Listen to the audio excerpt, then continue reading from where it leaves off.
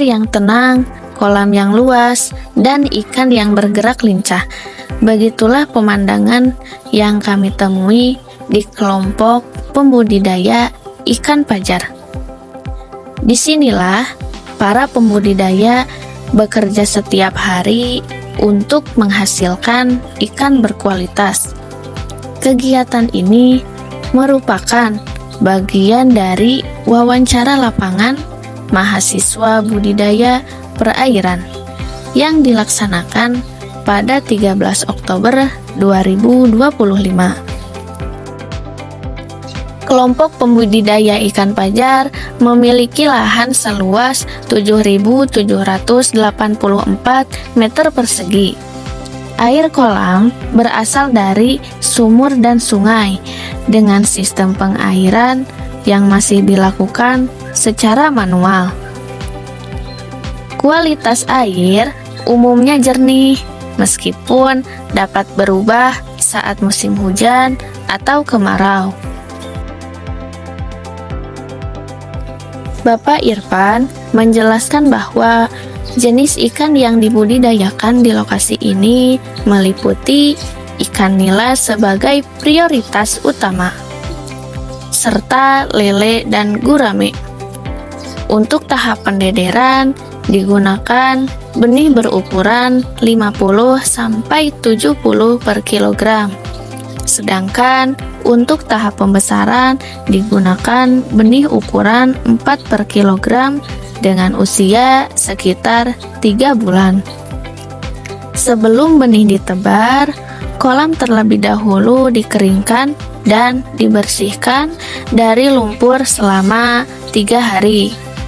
Setelah itu, kolam diberi kapur dolomit sebanyak 5 gram. Di sini, air setinggi 50 cm lalu dikeringkan kembali. Benih ikan sebagian besar diperoleh dari balai pemerintahan dan sebagian lagi dibeli secara mandiri. Proses pembesaran berlangsung selama 4 hingga 6 bulan, tergantung kondisi cuaca dan ketersediaan pakan. Pakan utama yang digunakan adalah pakan pabrikan dengan tambahan pakan alami dari bahan hewani dan nabati. Pemberian pakan dilakukan setiap hari, disesuaikan dengan kebutuhan ikan agar tidak berlebihan.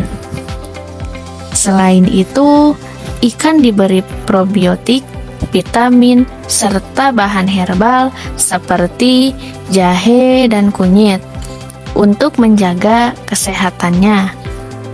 Hal ini dilakukan setiap 3 hari sekali untuk memantau perkembangan ikan dari waktu ke waktu. Wih.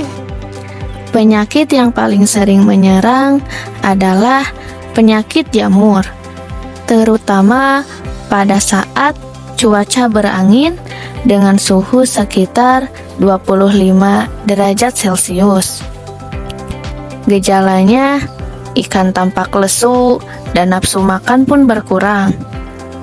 Penanganan ini dilakukan dengan memindahkan ikan yang terinfeksi, mengganti sebagian air kolam, serta menjaga pH dan suhu air agar tetap stabil. Hasil panen ikan dijual kepada pengepul, pasar, maupun masyarakat sekitar. Harga jual tertinggi biasanya terjadi pada hari besar atau tahun baru. Harga ikan sangat bergantung pada ukuran, musim, dan permintaan pasar. Biaya produksi terbesar berasal dari pakan, mencapai 70% dari total biaya produksi. Harga pakan sekitar 23.000 per kilogram. Sementara biaya benih mencapai 28.000 per kilogram karena tingkat kematian benih yang cukup tinggi. Dalam setahun, usaha ini mampu melakukan 3 hingga 4 kali siklus pembesaran dengan total hasil panen mencapai 12 ton per tahun dan keuntungan bersih sekitar 400 juta per siklus. Panen dilakukan secara manual, dimulai dengan menguras kolam, lalu menangkap ikan menggunakan jaring. Setelah itu, dilakukan sortasi ukuran sebelum dijual. Dalam satu kolam, berukuran 50 bata. Hasil panen biasanya mencapai 1 ton ikan dengan rata-rata 25 ekor per kilogram. Masalah yang sering dihadapi antara lain tingginya biaya produksi, fluktuasi harga pasar, dan penyakit ikan. Permasalahan ini dapat muncul pada setiap siklus, terutama jika sumber air yang digunakan sama. Untuk mengatasinya, pembudidaya melakukan sampling rutin, menjaga kualitas air, dan menangani penyakit sesuai hasil pengamatan di lapangan. Dalam pengelolaan, Bapak Irfan mengandalkan tenaga sendiri dan anggota kelompoknya secara gotong royong tanpa tenaga kerja tetap. Meskipun tanpa pekerja tetap, kegiatan budidaya tetap berjalan dengan baik berkat kerjasama dan semangat gotong royong. Dari wawancara dan pengamatan ini dapat disimpulkan bahwa keberhasilan budidaya ikan sangat bergantung pada manajemen kolam, kualitas pakan, pengendalian penyakit, dan strategi pemasaran yang baik.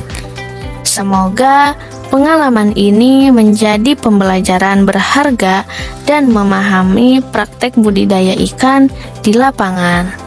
Terima kasih.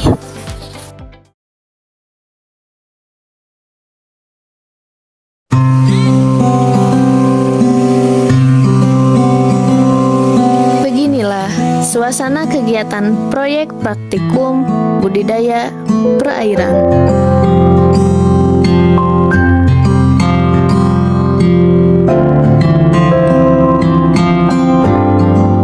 Sebuah pengalaman nyata yang bukan hanya menyenangkan, tapi juga penuh makna. Di sini kami belajar langsung bagaimana mengelola kehidupan di air.